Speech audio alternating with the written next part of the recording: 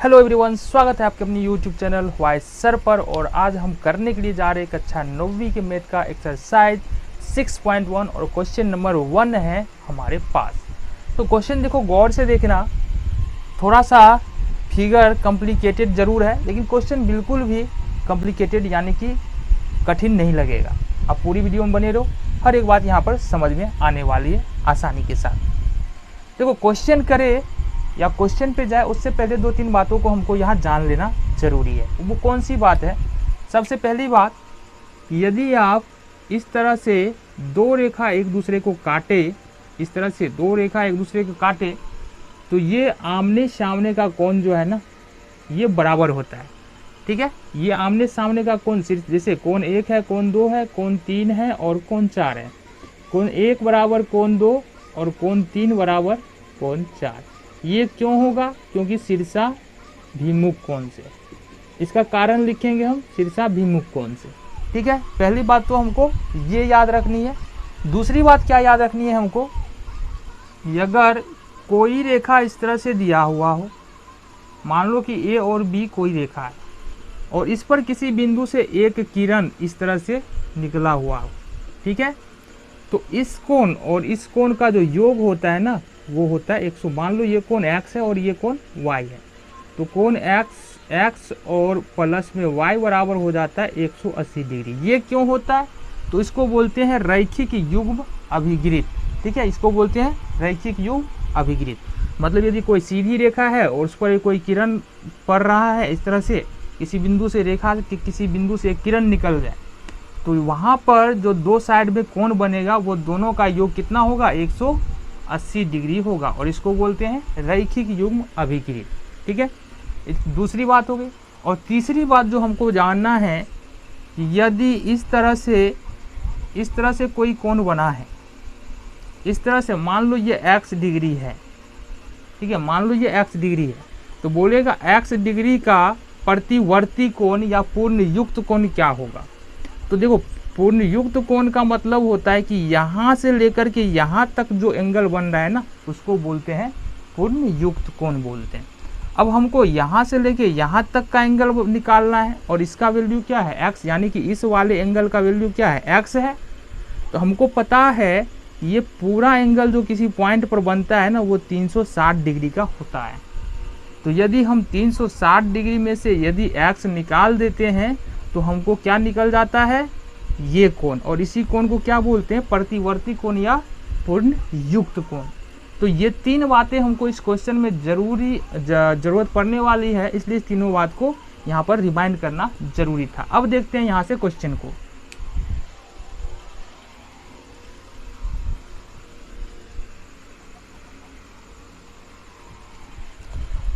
तो देख लो, क्वेश्चन है हमारा यहाँ पर कि आकृति 6.13 में यानी 6.13 में रेखाएं ए बी और सी डी बिंदु ओ पर प्रतिच्छेद करती है। देखो, एक रेखा ए बी है और एक रेखा सी डी है। ये दोनों किस पर प्रतिच्छेद कर रही है? ओ पर प्रतिच्छेद कर रही है।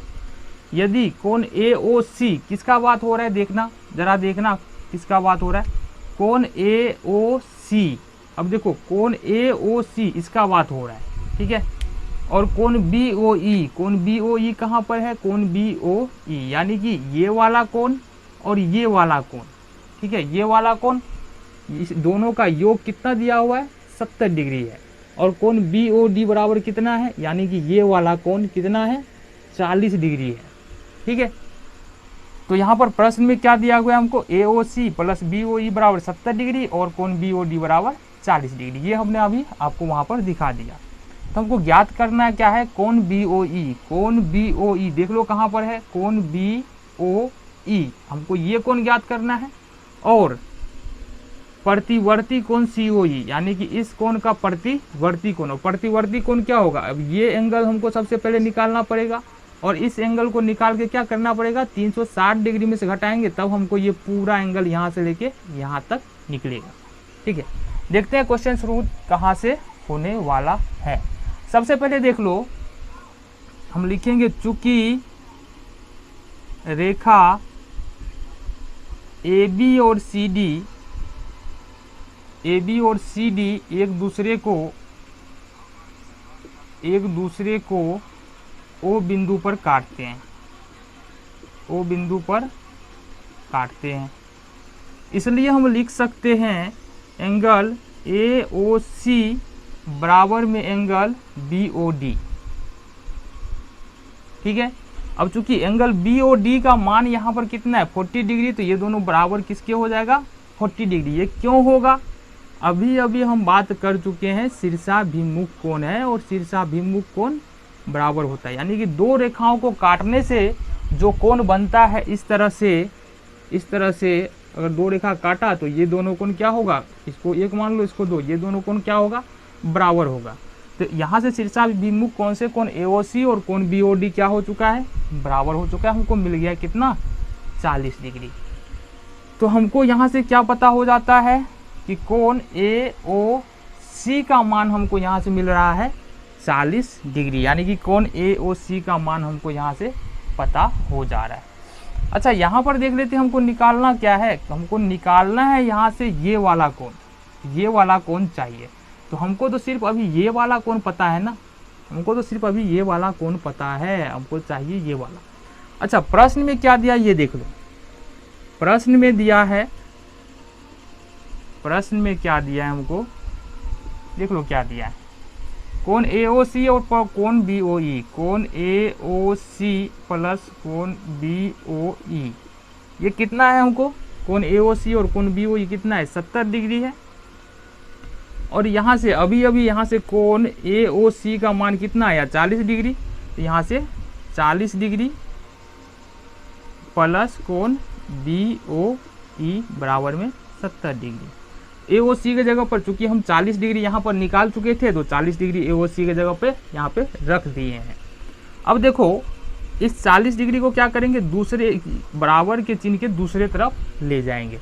जब बराबर के चिन्ह के दूसरे तरफ ले जाएंगे तो यहाँ से कोण BOE बराबर हो जाएगा 70 डिग्री, इधर प्लस में है, दूसरे साइड जाने के बाद ये हो जाएगा माइनस 40 डिग्री, तो ये हो जाएगा हमारा 30 डिग्री।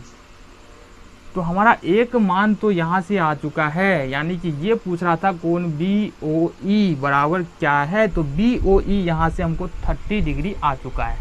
लेकिन हमको क्या चाहिए, हमको अब दूसरा मान जो पूछ रहा है ना, दूसरा मान जो पूछ रहा है वो पूछ रहा है प्रतिवर्ती कोण COE, यानी कि ये वाला पूरा हमको बताना पड़ेगा, ये वाला पूरा बताना पड़ेगा कितना है। और इसके लिए क्या चाहिए हमको, ये चाहिए, ये वाला एंगल चाहिए। अच्छा, अब देखो हमको हमारे पास जो है वो क्या क्या है देख लो, अब क्या क्या निकल चुका है वो देखो। AOC निकल चुका है, AOC बराबर 40 डिग्री हम ज्ञात कर चुके हैं, लिख दे, ज्ञात हो चुका है। ठीक है, इसके अलावा कोण BOE भी हमको ज्ञात हो चुका है, कोण BOE बराबर कितना ज्ञात हो चुका है 30 डिग्री, ये भी प्राप्त है, ये भी प्राप्त है।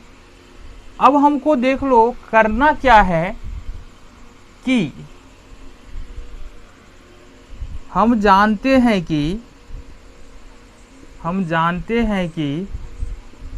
ठीक है, किसी सरल रेखा पर बने कोणों का योग 180 डिग्री होता है, ये हमको पता है, ये हमको पता है। तो अगर हम इस तीनों कोण को जोड़े, इस कोण को, इस कोण को और इस कोण को, तो ये कितना आने वाला है, ये पूरा कोण आएगा और इस पूरे कोण का मान कितना होगा 180 डिग्री होगा। ठीक है, तो यहाँ से देख लेते हैं, कोण AOC प्लस कोण COE और प्लस कोण BOE बराबर में 180 डिग्री। ठीक है, अब यहाँ से देख लो, कोण AOC कितना है, यहाँ से कोण AOC 40 डिग्री है, प्लस COE, कोण COE देखो, कोण COE ये वाला कोण हमको नहीं पता है, और कोण BOE अभी अभी हमने पता किया है कि ये 30 डिग्री है। ठीक है, बराबर में 180 डिग्री। अब इसको और इसको जोड़ो कितना होगा 70 डिग्री, तो यहाँ से हो जाएगा हमारे पास 40 डिग्री और 30 डिग्री, 70 डिग्री और प्लस कोण COE बराबर 180 डिग्री। या यहाँ से हम क्या लिख सकते हैं, कोण COE, अब 70 को दूसरे तरफ ले जाएंगे तो वो 180 डिग्री और माइनस 70 डिग्री, ये हो जाता है हमारा 110 डिग्री। तो देखो कोण COE यानी कि कोण COE ये वाला कोण हमको निकल के आया है कितना, 110 डिग्री। अब देख लो इधर हम कर लेते हैं, अब देख लो, इसलिए अब कोण COE का प्रतिवर्ती कोण इसका क्या हो जाएगा 360 डिग्री और कोण COE ये करते हैं।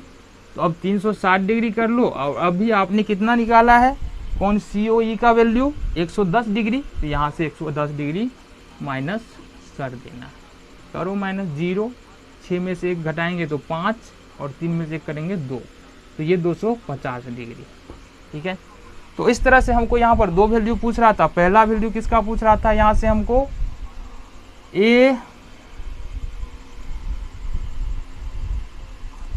तो पहला वैल्यू हम यहाँ से पूछा जा रहा था BOE का वैल्यू कितना है, तो BO वैल्यू का 30 डिग्री, और दूसरा वैल्यू पूछा रहा था ये प्रतिवर्ती कोण। अब देख लो अच्छे से, ये वाला पूरा कोण हमको पूछ रहा था, तो ये वाला पूरा कोण निकालने के लिए हमने क्या किया, सबसे पहले इस कोण को ज्ञात किए, और इस कोण को ज्ञात करने के बाद चूंकि एक बिंदु पर जो है सभी कोणों का योग यानी कि एक बिंदु के चारों तरफ जितना भी कोण बनता है वो 360 का बनता है, इसलिए हमने 360 में से इस कोण को माइनस किए, तो यहाँ पर 250 डिग्री, यानी कि ये जो कोण बनेगा ये कितने का बनेगा, 250 डिग्री का।